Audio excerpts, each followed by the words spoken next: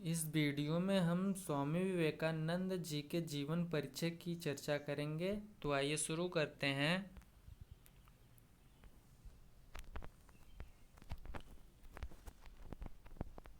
स्वामी विवेकानंद जी का जन्म 12 जनवरी सन 1863 में कलकत्ता में हुआ था तथा इनकी मृत्यु 4 जुलाई 1902 में बेल्लूर में हुआ था।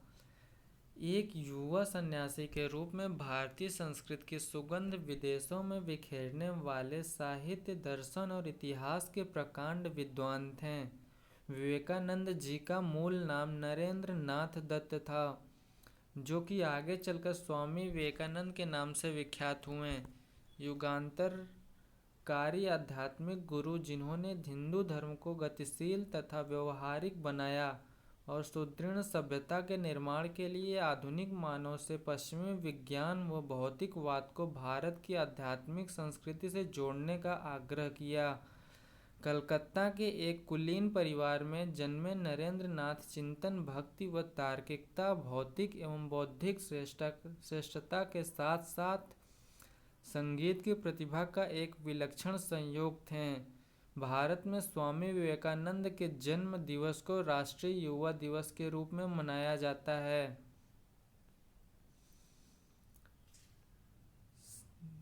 श्री विश्वनाथ दत्त पाश्चात्य सभ्यता में आस्था रखने वाले व्यक्ति थे। श्री विश्वनाथ दत्त के घर में उत्पन्न होने वाला उनका पुत्र नरेंद्र दत्त पाश्चात्य जगत को भारतीय तत्व ज्ञान का संदेश सुनाने वाला महान विश्व गुरु बना। स्वामी विवेकानंद का जन्म 12 जनवरी सन 1863 में कलकत्ता में, यह वर्तमान में कोलकाता के नाम से जाना जाता है, भारत में हुआ। रोमा रोला ने नरेंद्र दत्त भावी विवेकानंद के संबंध में ठीक कहा है। उनका बचपन और युवावस्था के बीच का काल यूरोप के पुनरुज्जीवन युग के किसी कलाकार राजपुत्र के जीवन प्रभात का स्मरण दिलाता है। बचपन से ही नरेंद्र में आध्यात्मिक पिपासा थी। सन 1884 में पिता के मृत्यु के पश्चात परिवार के भरण पोषण का भार भी उन्हीं पर पड़ा। स्वामी विवेकानंद गरीब परिवार के थे। नरेंद्र का विवाह नहीं हुआ था। दुर्बल आर्थिक स्थिति में स्वयं भूखे रहकर अतिथियों के सत्कार की गौरव गाथा उनके जीवन का उज्जवल अध्याय है। नरेंद्र की प्रतिमा अपूर्व थी। उन्होंने बचपन में ही दर्शनों का अध्ययन कर लिया। ब्रह्म समाज में भी वे गए, पर वहां उनकी जिज्ञासा शांत नहीं हुई। प्रखर बुद्धि साधना में समाधान न पाकर नास्तिक हो चली। स्वामी विवेकानंद जी की शिक्षा 1879 में 16 वर्ष की आयु में उन्होंने कलकत्ता से प्रवेश परीक्षा पास की। अपने शिक्षा काल में वे सर्वाधिक लोकप्रिय और एक जिज्ञासु छात्र थे, किंतु हर्बर्ट स्पेंसर के नास्तिकवाद का उन पर पूरा प्रभाव था। उन्होंने वहां से स्नातक उपाधि प्राप्त की और ब्रह्म समाज में शामिल हुए, जो हिंदू धर्म में सुधार लाने तथा उसे आधुनिक बनाने का प्रयास कर रहा था। रामकृष्ण से भेंट युवावस्था में उन्हें पाश्चात्य दार्शनिकों के निरीश्वर भौतिकवाद तथा ईश्वर के अस्तित्व में दृढ़ भारतीय विश्वास के कारण गहरे द्वंद्व से गुजरना पड़ा। परमहंस जी जैसे जौहरी ने रत्न को परखा। उस दिव्य महापुरुष के स्पर्श ने नरेंद्र को बदल दिया। इसी समय उनकी भेंट अपनी गुरु रामकृष्ण से हुई। इनके गुरु का नाम रामकृष्ण था, जिन्होंने पहले उन्हें विश्वास दिलाया कि ईश्वर वास्तव में है और मनुष्य ईश्वर को पा सकता है। रामकृष्ण ने सर्वव्यापी परम सत्य के रूप में ईश्वर की सर्वोच्च अनुभूति पाने में नरेंद्र का मार्गदर्शन किया और उन्हें शिक्षा दी कि सेवा कभी दान नहीं, बल्कि सारी मानवता में निहित ईश्वर की सचेतन आराधना होनी चाहिए। यह उपदेश विवेकानंद के जीवन का प्रमुख दर्शन बन गया। कहा जाता है कि उस शक्तिपात के कारण गुरु दिनों तक उस शक्तिपात के कारण कुछ दिनों तक नरेंद्र उन्मत्त से रहे। उन्हें गुरु ने आत्मदर्शन करा दिया था। 25 वर्ष की अवस्था में नरेंद्र दत्त ने काषाय वस्त्र धारण किए।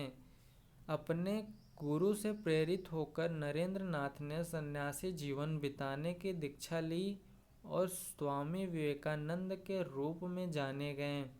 जीवन के आलोक को जगत के अंधकार में भटकते प्राणियों के समक्ष उन्हें उपस्थित करना था।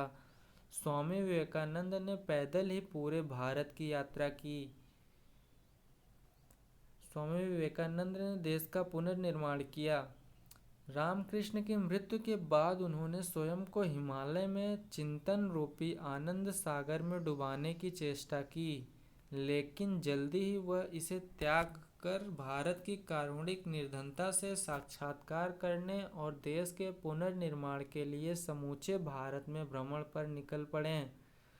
इस दौरान उन्हें कई दिनों तक भूखे भी रहना पड़ा। इन 6 वर्षों के भ्रमण काल में वह राजाओं और दलितों दोनों के अतिथि रहे। उनकी यह महान यात्रा कन्याकुमारी में जाकर समाप्त हुई, जहां ध्यानमग्न विवेकानंद को यह ज्ञान प्राप्त हुआ कि राष्ट्रीय पुनर्निर्माण की ओर रुझान वाले नए भारतीय वैरागियों और सभी आत्माओं, विशेषकर जनसाधारण की सुप्त दिव्यता के जागरण से ही इस मृतप्राय देश में प्राणों का संचार किया जा सकता है। भारत के पुनर्निर्माण के प्रति उनके लगाव ने ही उन्हें अंततः 1893 में शिकागो धर्म संसद में जाने के लिए प्रेरित किया, जहां वह बिना आमंत्रण के गए थे। परिषद में उन्हें प्रवेश की अनुमति मिलनी ही कठिन हो गई। उनको समय न मिले, इसका भरपूर प्रयत्न किया गया। भला पराधीन भारत क्या संदेश देगा? यूरोपीय वर्गों को तो भारत के नाम से ही घृणा थी। एक अमेरिकन प्रोफेसर के उद्योग से किसी प्रकार समय मिला और 11 सितंबर सन 1893 के उस दिन उनके अलौकिक तत्व ज्ञान से पाश्चात्य जगत को चौंका दिया। अमेरिका ने स्वीकार कर लिया कि वस्तुतः भारत ही जगत गुरु था और रहेगा।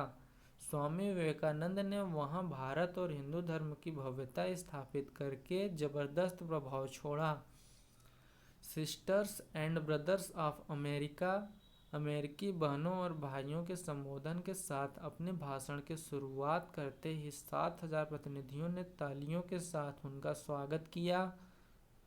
विवेकानंद ने वहां एकत्र लोगों को सभी मानवों की अनिवार्य दिव्यता के प्राचीन वेदांतिक संदेश और सभी धर्मों में निहित एकता से परिचित कराया। सन 1896 तक वे अमेरिका रहे। उन्हीं का व्यक्तित्व था जिसने भारत एवं हिंदू धर्म के गौरव को प्रथम बार विदेशों में जागृत किया। धर्म एवं तत्व ज्ञान के समान भारतीय स्वतंत्रता की प्रेरणा का भी उन्हें नेतृत्व किया। स्वामी विवेकानंद को कहा करते थे, मैं कोई तत्ववेता नहीं हूँ, न तो संत या दार्शनिक ही हूँ। मैं तो सच्चा महात्मा उसे ही कहूँगा जिसका हृदय गरीबों के लिए तड़पता हो। शिष्यों का समूह 5 वर्षों से अधिक समय तक उन्होंने अमेरिका के विभिन्न नगरों, लंदन और पेरिस में व्यापक व्याख्यान दिए। उन्होंने जर्मनी, रूस और पूर्वी यूरोप की भी यात्राएं की। हर जगह उन्होंने वेदांत के संदेश का प्रचार किया। कुछ अवसरों पर वह चरम अवस्था में पहुंच जाते थे, यहाँ तक कि पश्चिम के भीड़ भरे सभागारों में भी। यहाँ उन्होंने समर्पित शिष्यों का समूह बनाया और उनमें से कुछ को अमेरिका के थाउजेंड आइलैंड पार्क में आध्यात्मिक जीवन में प्रशिक्षित किया। उनके कुछ शिष्यों ने उनका भारत तक अनुसरण किया। स्वामी विवेकानंद ने विश्व भ्रमण के साथ उत्तराखंड के अनेक क्षेत्रों में भी भ्रमण किया, जिनमें अल्मोड़ा तथा चंपावत में उनकी विश्राम स्थली को धरोहर के रूप में सुरक्षित किया गया है। वेदांत धर्म। 1897 में जब विवेकानंद भारत लौटे तो राष्ट्र ने अभूतपूर्व उत्साह के साथ उनका स्वागत किया। और उनके द्वारा दिए गए वेदांत के मानवतावादी, गतिशील तथा प्रायोगिक संदेश ने हजारों लोगों को प्रभावित किया। स्वामी विवेकानंद ने सदियों के आलस्य को त्यागने के लिए भारतीयों को प्रेरित किया और उन्हें विश्व नेता के रूप में नए आत्मविश्वास के साथ उठ खड़े होने तथा दलितों व महिलाओं को शिक्षित करने तथा उनके उत्थान के माध्यम से देश को ऊपर उठाने का संदेश दिया। स्वामी विवेकानंद ने घोषणा की कि सभी कार्यों और सेवाओं को मानव में पूर्णतः व्याप्त ईश्वर की परम आराधना बनाकर वेदांत धर्म को व्यवहारिक बनाया जाना जरूरी है। वह चाहते हैं कि भारत की पश्चिमी देशों में भी आध्यात्मिकता का प्रचार प्रसार करें।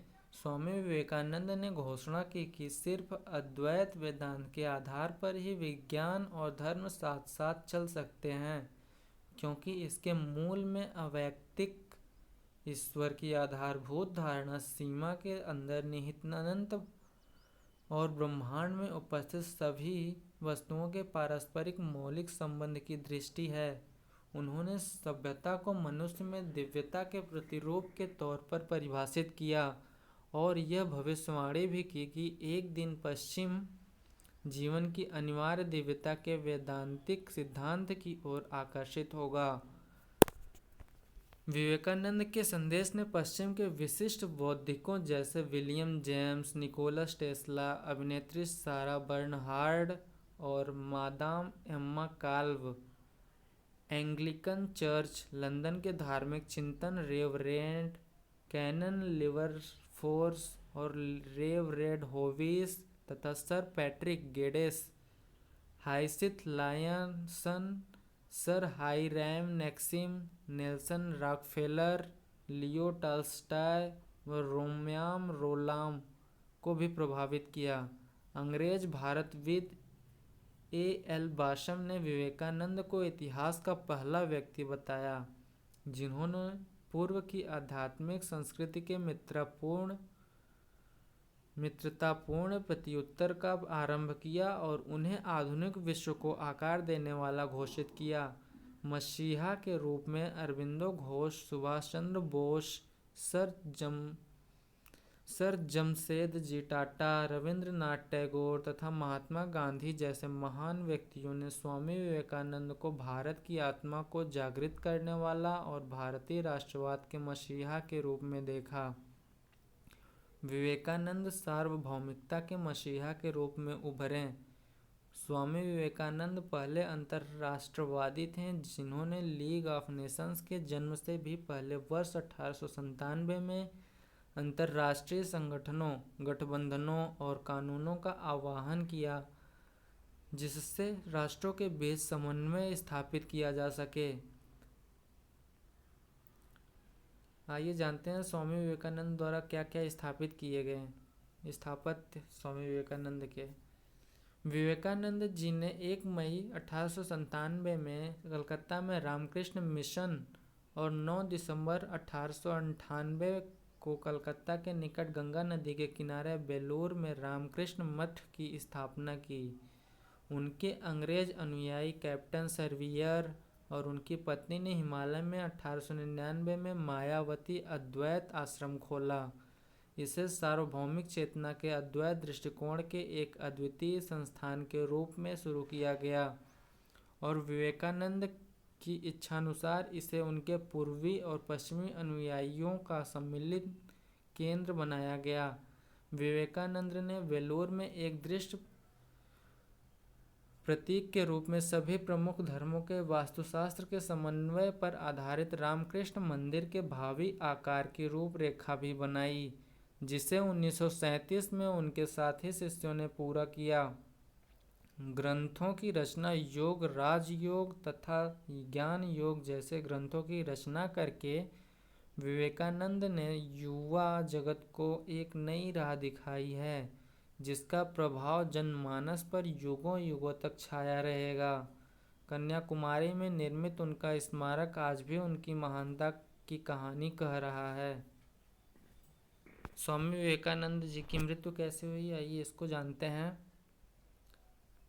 उनकी ओजस्वी और सारगर्भित व्याख्यानों की प्रसिद्धि विश्व भर में है। जीवन के अंतिम दिन उन्होंने शुक्ल यजुर्वेद की व्याख्या की और कहा, एक और विवेकानंद चाहिए, यह समझने के लिए कि इस विवेकानंद ने अब तक क्या किया है। प्रत्यक्षदर्शियों के अनुसार जीवन के अंतिम दिन भी उन्होंने अपने ध्यान करने की दिनचर्या को नहीं बदला और प्रातः 2-3 घंटे ध्यान किया।